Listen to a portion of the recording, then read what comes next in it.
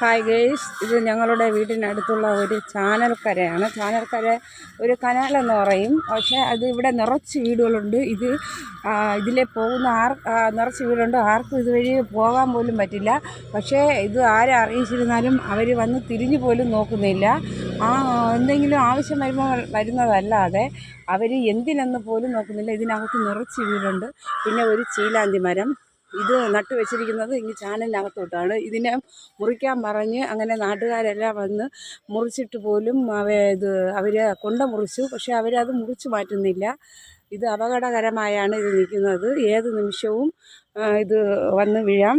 പക്ഷേ അത് ഇത്ര കാറ്റടിച്ചാൽ പോലും ഒടിഞ്ഞു വീഴുന്നില്ല. ഇതിൻ്റെ കൊണ്ടകളെല്ലാം ഈ നടക്കുന്നവർ, ഇതിലെ വീടുള്ളവർ ഈ കൊണ്ടകളെല്ലാം അതിനെ മുറിച്ച് മാറ്റി ആണ് നടന്നു പോകുന്നത്.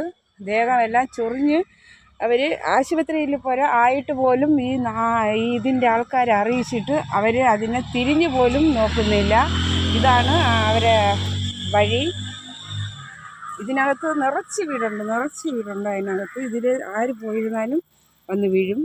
അത്ര ഇതിലാണ് കിടക്കുന്നത് ഗേയ്സ്.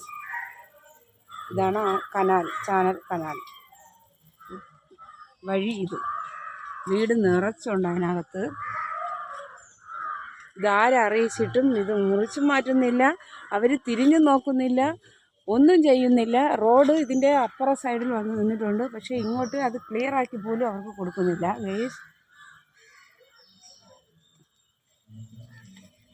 ആര് വീഴുന്നാലും അത് നല്ല അപകടകരമായ രീതിയിൽ നല്ല പരുക്കോടുകൂടെ തിരിച്ചു വരും. അത്ര വലിയ ഇതാണ്